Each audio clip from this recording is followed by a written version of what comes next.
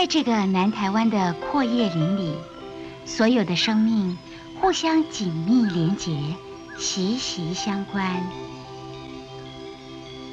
从绿色植物的光合作用开始，生命现象依次由各种生命推动，执行自古不变的自然程序。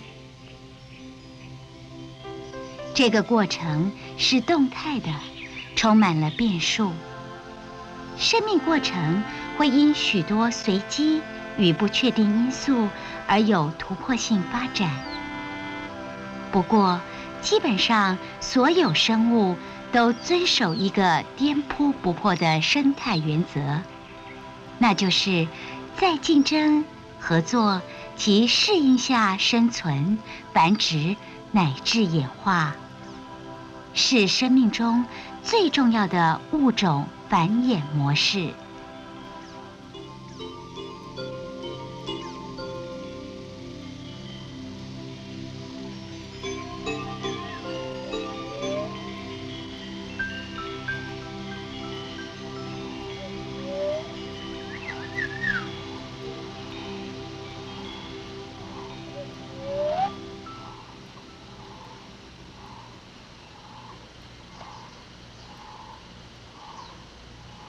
每年大约从3月间起，朱鹂公鸟的叫声会在善平频频响起，嘹亮而悠远，直传到山谷的另一岸。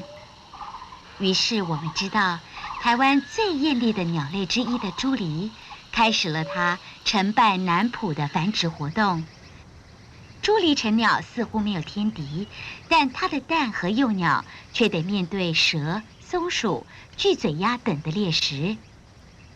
朱鹂亲鸟在繁殖途中若遭到干扰，极易弃巢，因此朱鹂族群数量增加颇为不易。目前被列为濒临灭绝的留鸟，因此它们的繁殖情形相当令人关切。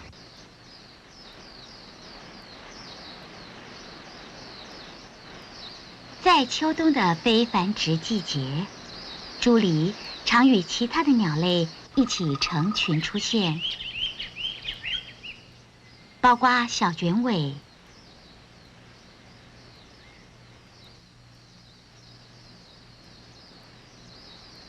红山椒、白耳画眉、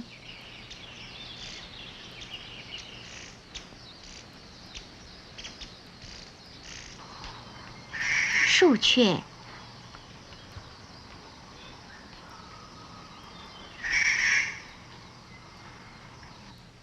五色鸟、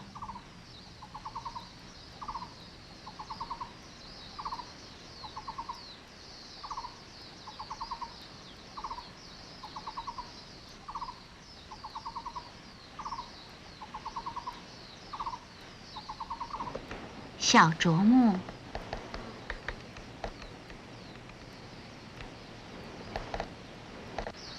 红嘴黑鹎、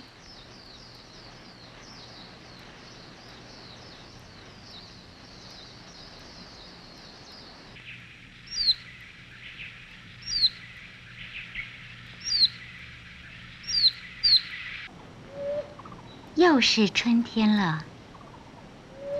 从3月起，朱鹂公鸟的典型求偶声几乎一整天响彻树林。它开始要与母鸟过一夫一妻的繁殖生活了。其他的鸟类也纷纷忙着筑巢。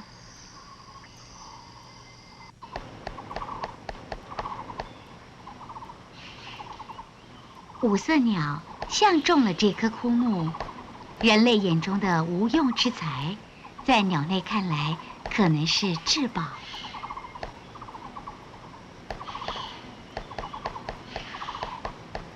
不知何故，被五色鸟筑巢筑到一半放弃的枯木，现在又得到小啄木的青睐。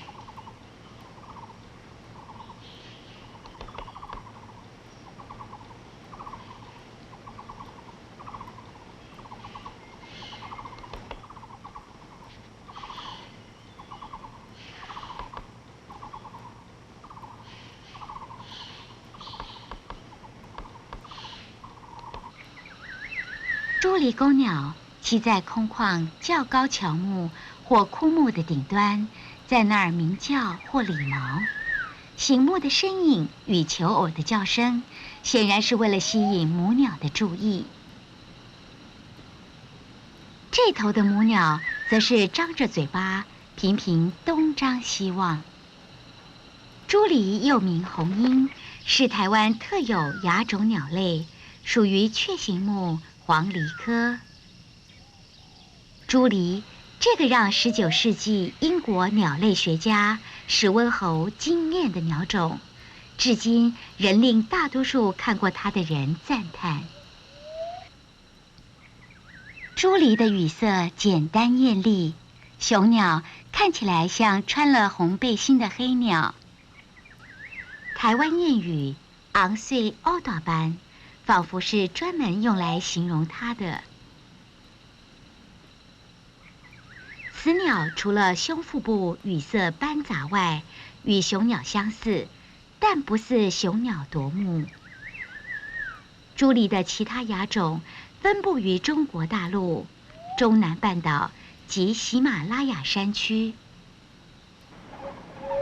台湾的朱犁一般分布于海拔1500公尺以下的人工林与天然阔叶林的交界地带，喜欢在溪谷等视野开阔之处活动。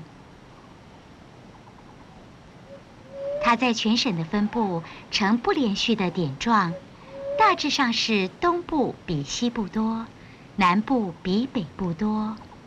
位于台湾南部的单平，常能发现有朱犁族群的存在。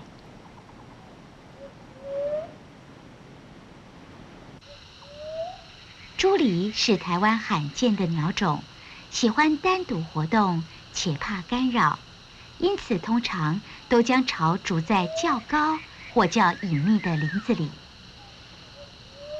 它们的巢都位于10公尺高的树冠层。就这一片树木园而言，其所选择的树种包括火焰木、锡兰橄榄、摩鹿嘉合欢。筑巢确实是朱犁繁殖成败的第一要件，繁殖中公母鸟弃巢的记录屡见不鲜。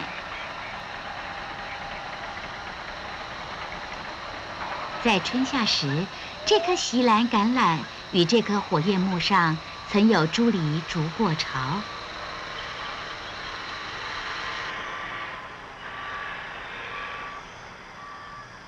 不幸，当时在筑巢地附近有工程在进行，导致朱犁先后2次弃巢。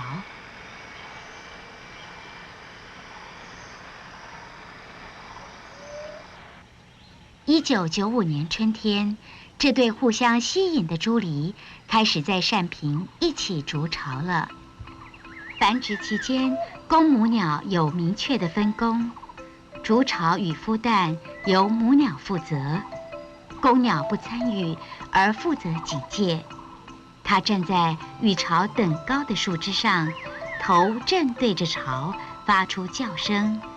母鸟忙碌地衔树枝入巢。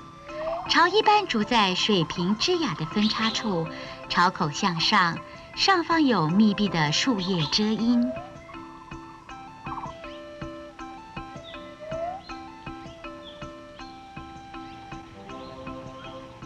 筑巢的材料包括爬藤类的枯枝条、柔软的黄褐色细枝、白色絮状物、松针、松萝等。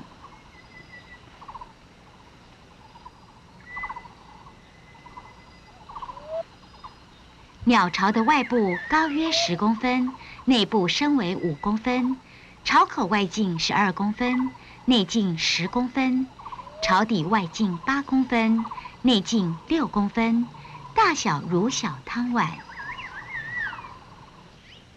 巢快完成了，母鸟常叼来大大小小的枯叶垫在巢内。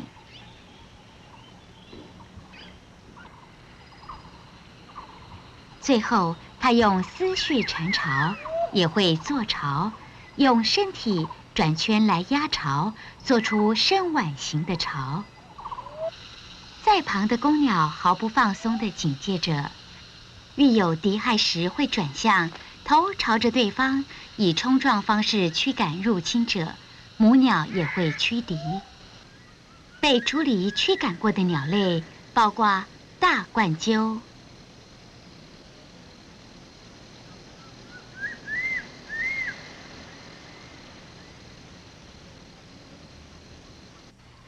凤头苍鹰、红嘴黑鹎、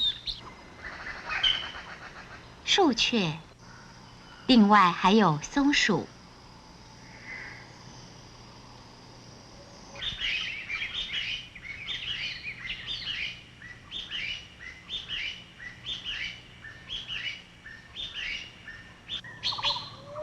筑一个巢大约要花10多天。筑好巢后，当母鸟待在巢内时，公鸟仍会在巢边守卫，甚至当母鸟离巢时也一样。有时母鸟外出很久不见返回，这时公鸟便会呼唤它回来。这次母鸟外出已经18分钟了，公鸟就呼唤它回来。果然，不久母鸟就回巢了。在筑巢过程中，这对猪狸有数次交配行为。公鸟来到巢边的枝上，一直鸣叫。后来母鸟飞到枝上，接着公鸟靠近母鸟，公母鸟双双展翅，公鸟飞到母鸟背上，然后母鸟尾部翘起，公鸟尾部往下点2、3下，前后约2、3秒钟。交配完毕，公母鸟都离开巢边飞走。交配数天后，约在4月底，母鸟留在巢内的时间大幅度增加，推想是开始孵蛋了。孵蛋期间，母鸟做巢时间很长，白天平均有9个小时都在巢内，天黑之后会一直做巢，直到天亮。天气变阴或下雨，母鸟做巢时间会增加。甚至有白天11个小时都待在巢内的记录。母鸟不在时，公鸟一般会在附近警戒。母鸟若离巢太久，公鸟会呼叫它，叫声会越叫越急促。母鸟一回来，公鸟就停止呼叫。母鸟入巢往往会先跳到巢边一固定位置，等了一会儿再跳入巢。出巢时也常由一固定方向往下冲，再往别处飞。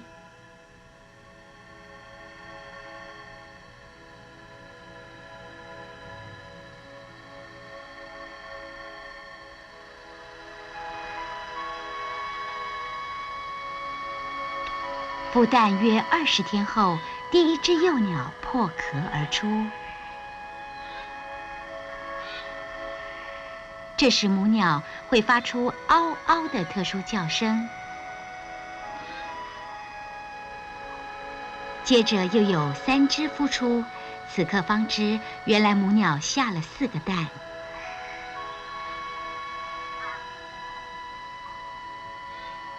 这可有点难得，因为通常母鸟是下3个蛋，有时只有2个。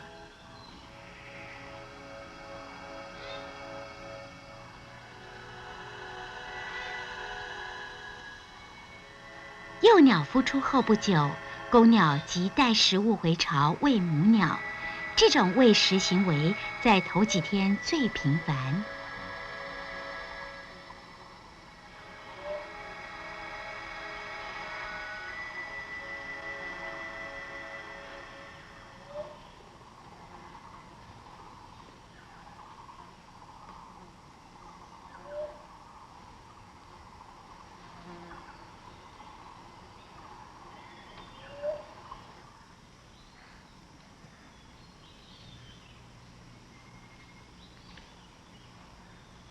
幼鸟孵出后，母鸟仍会做巢，只是时间慢慢减少。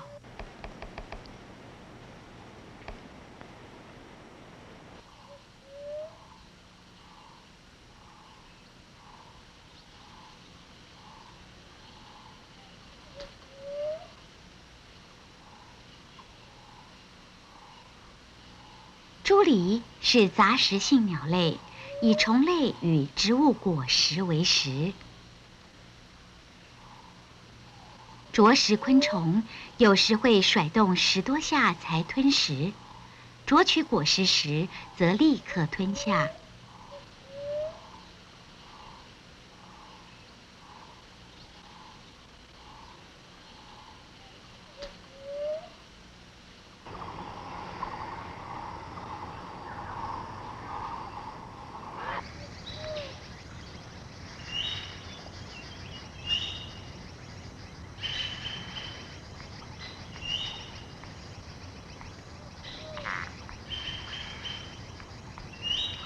第一周以青鸟反刍的食物碱为主，由于幼鸟还小，青鸟怕它吞食不了，拉扯多次才将食物碱喂下，颇为细心。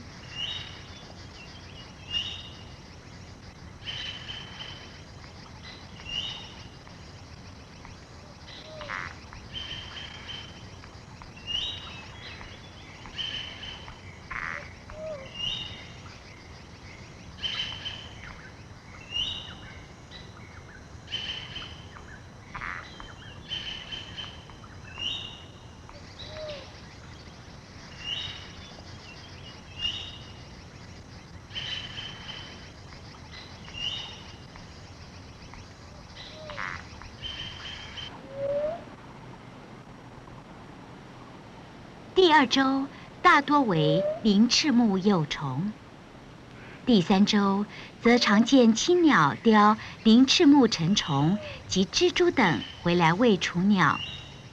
除此之外，还有螽斯、蝗虫、蝉、甲虫、蜗牛等。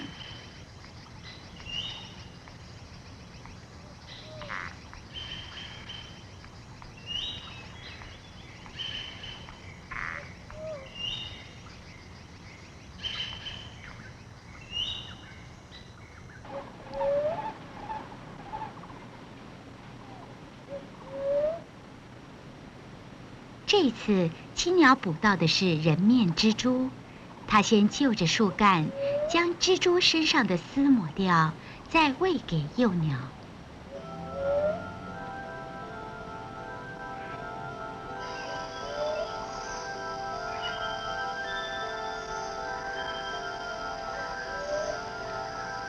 在育雏期间，青鸟所喂给幼鸟的食物以动物性为主，而且似乎有阶段性。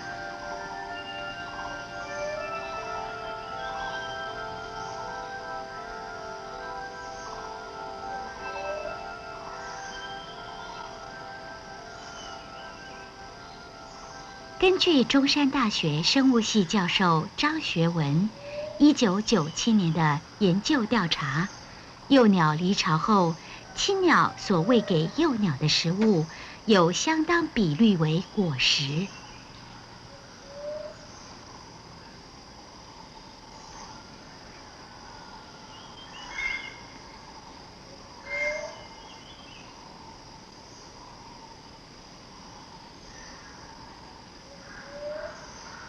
青鸟喂完幼鸟后，往往会吃掉幼雏的粪囊，可能是为了保持巢内干净并减少气味，而母鸟所吃掉的次数比公鸟多得多。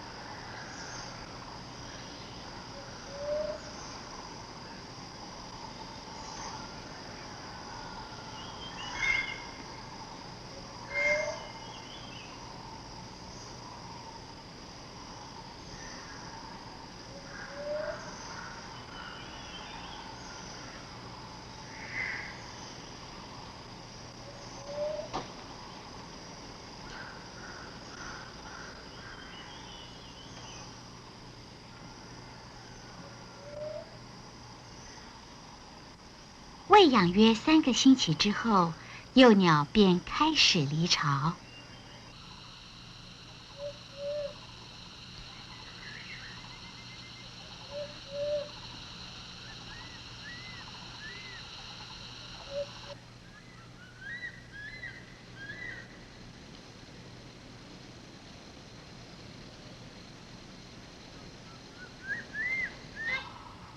离巢时的幼鸟羽翼未丰，看起来楚楚可怜。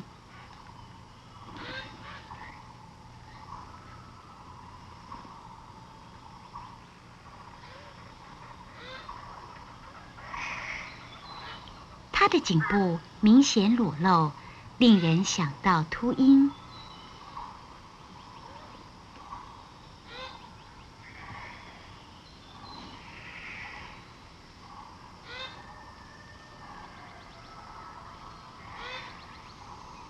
一双深蓝色的大眼睛，看在也是裸露的脸上，只有胸部以下附有较多的羽毛，看起来像穿了一件松垮的花毛衣。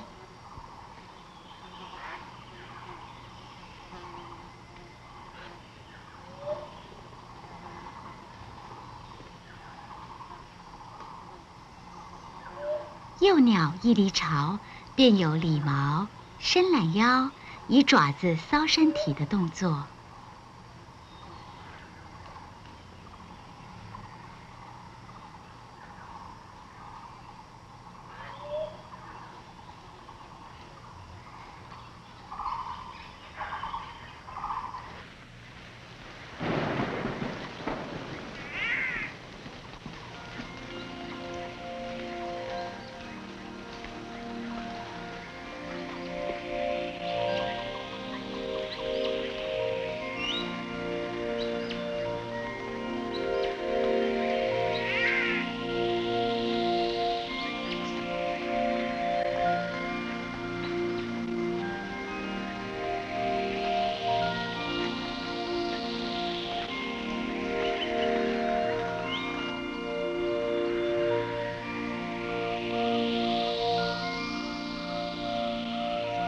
刚离巢时，雄鸟即会以食物引诱它飞行，之后雌鸟也会加以指导，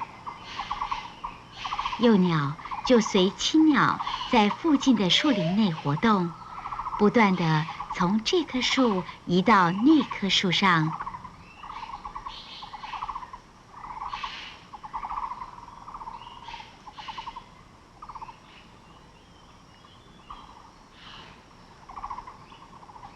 在继续由亲鸟喂食的当儿，努力学习觅食与飞行功夫。此后，它将逐渐摆脱天敌的威胁，这是一次难得的成功的繁殖。孵化后约1个月，幼鸟的羽色和大小都将与母鸟相似，不易分辨了。这是另一巢的朱鹂幼鸟，经历1个月的养育，它们已接近离巢阶段，亲鸟的辛劳即将告一段落。母鸟外出了，不知何故，公鸟位在一旁守卫。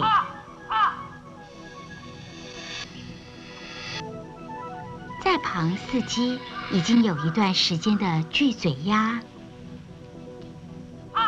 一个俯冲叼走了一只幼雏，这就是亲鸟一时疏忽的代价。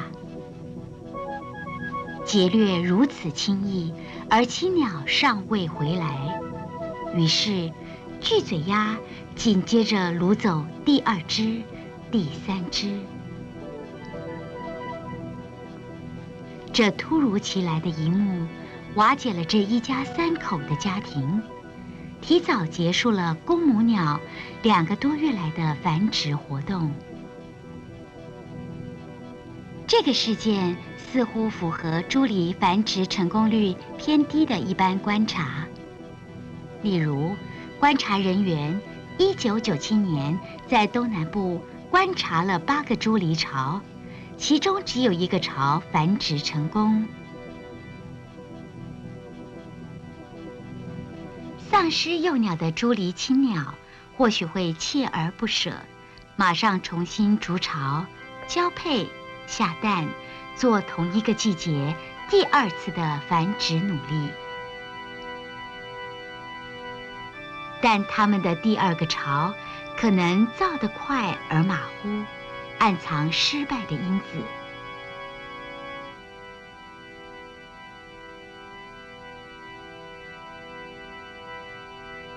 巨嘴鸭吃掉朱离幼鸟的这一幕，其实只是森林中的一个生态剧，基本上与毛毛虫啃食绿叶或者毛毛虫被鸟啄食的生命现象并无不同。